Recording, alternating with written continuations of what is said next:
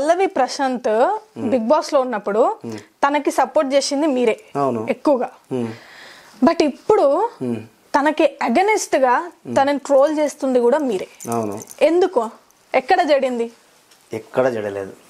మాట ఏంటంటే ఇదే పోయిన సంవత్సరం వేదాంత్ జాక్సన్ ఇంటర్వ్యూలో కూడా చెప్పిన, వాడు చాలా ఓవర్ చేస్తుండలా, కానీ విన్నర్ వాడే అవుతాడు. వాడు పోయిన సెకండ్ వారంలోనే ఇంటర్వ్యూ చేసారు, విన్నర్ వాడే అవుతాడు, మనకు అంత సపోర్ట్ చేస్తా. మా క్యాస్టే పిల్లవాడు ముదిరాజ్. ఈ కుల సంఘాల నుంచి సపోర్ట్ చేయించిన, వీడియో పరంగా సపోర్ట్ చేసిన, చాలా సపోర్ట్ చేసిన. ఎందుకు? సామాన్యుడు గెలవాలని.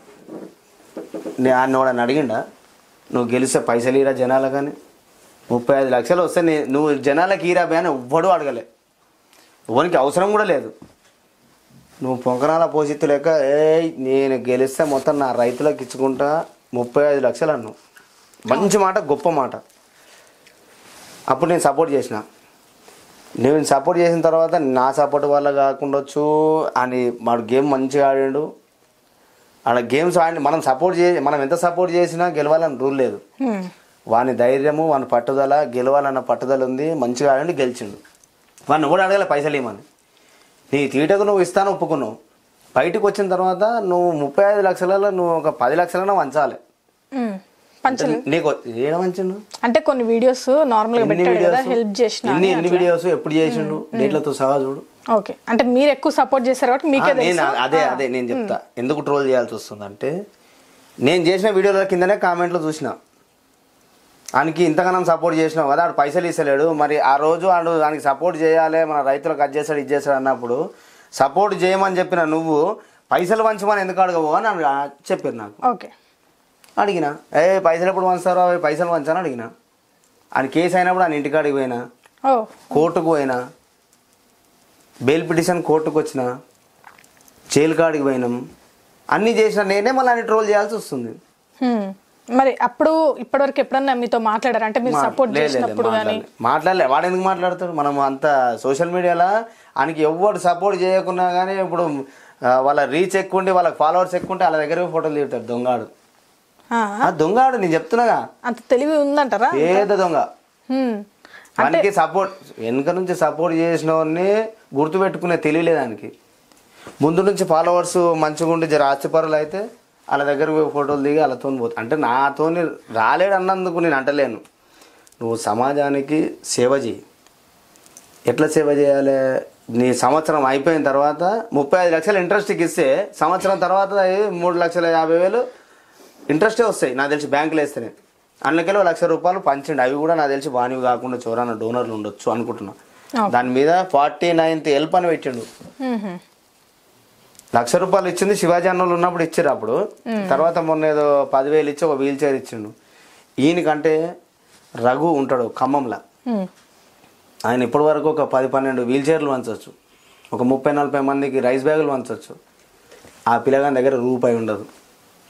12,000 జీతానికి చేసుకుంటాడు. ఆని కాలు మొక్కి ఈయన కాలు మొక్కి వాళ్ళకి చెప్పి వీళ్ళకి చెప్పి డబ్బులు తెచ్చి గరీబోళ్ళకి వంచుతుండు. ఆడు గొప్ప కదా వీనికంటే. నువ్వు సోషల్ మీడియాలో 1 మిలియన్ ఫాలోవర్స్ని పెట్టుకొని నువ్వు అందులో నుంచి డబ్బులు తెచ్చుకొని ఇస్తాన్న మాట ఇచ్చి ఇవ్వకుండా ఎవరు అడిగితే వాళ్ళని బ్లాక్ చేసుడు, ఇది ఎంతవరకు కరెక్ట్? ఓకే, ఇంకొకటి మనము బిగ్ బాస్ లో చూసినట్లయితే అమర్దీప్ కి ఈ పల్లవి ప్రశాంత్ కే పడ్డది. అప్పుడు అమర్దీప్ చాలా సార్లు అన్నాడు, అరే నువ్వు నటిస్తున్నావురా, నువ్వు నటిస్తున్నావు అని చెప్పేసి. అప్పుడు బయట జనాలందరూ అరే అమర్దీప్ అయితే నేను కూడా అమర్దీప్ తిట్టి వీడియోలు చేసిన. సారీ అమర్దీప్, ఇప్పుడు ఈ వీళ్ళ దీని ప్రకారంగా చెప్తాను, నాకంటే చిన్నోనివే నువ్వు, సారీ. ఎందుకంటే తిట్టరాని మాటలు అయితే ఏం గలీజ్గా ఏం తిట్టలే. నువ్వు బ్యాడ్ అనుకున్నా అమర్దీప్, నేను మొత్తానికి ఇప్పుడు తెలిసింది. ఓకే, సో ఆ రోజు అమర్దీప్ మాట్లాడిన మాటలన్నీ కరెక్టే అంటే కొన్ని తప్పులే. తిన విషయంలో అన్ని విషయంలో కూడా కొన్ని తప్పు మాటలు మాట్లాడిండు. ఓకే, నువ్వు ఎంత ఇన్ఫ్లుయెన్సర్ అయినా కానీ ఎవరిని ఎట్లా చూడాలో అట్నే చూడాలి. నువ్వు పురుగును చూసినట్టు చూసిరబ్బా, ఇది మాత్రం నేను ఒప్పుకుంటా. కాకపోతే కొన్ని విషయాలలో అరే నువ్వు నటిస్తున్నావు అన్న విషయం నేను సారీ చెప్తున్నా. ఆడెందుకు నటిస్తారా ఆయనకేమైనా తీయటనా అని చెప్పేసి 2-3 వీడియోలు చేసిన, దానికి నేను సారీ చెప్పిన ఇప్పుడు. కానీ పురుగులాగా చూసిరు తెలుసా, అరే నువ్వు దొంగ లెక్కన ఉంటావు, అదే తప్పు. ఓకే. ఎందుకు వాడు సామాన్య కుటుంబం నుంచి వచ్చిండు భయ్. ఆడు కష్టం ఆయనకి ఎట్లా అంటే కష్టపడి నేను కప్పు కొట్టాలన్న కసి ఉంది, కప్పు కొట్టిండు. కానీ వాడు చేసిన తప్పు ఏంటంటే నేను ఇస్తా అని ఇవ్వలేదు, అది ఒకటే తప్పు అంతే. ఇక అంతకుమించి వాడి తప్పు లేదు, ఇంకేం లేదు. పక్కన ఉన్న వాళ్ళు పైసలు వచ్చిన తర్వాత ఎందుకు ఇస్తుంది అన్నట్టు ఇప్పుడు పేరు ఖరాబ్ చేసుకుంటాం. హాయ్ అండి, నేను మీ Sairam Shankar. Please subscribe JR7 media. JR7 టీవీని సబ్స్క్రైబ్ చేయండి, షేర్ చేయండి, లైక్ చేయండి, కామెంట్ చేయండి. JR7 మీడియాని తప్పకుండా సబ్స్క్రైబ్ చేసుకోండి. JR7 మీడియాని సబ్స్క్రైబ్ చేసుకోండి, మంచి మంచి విషయాల్ని గ్రాప్ చేసుకోండి. Please subscribe JR7 Media.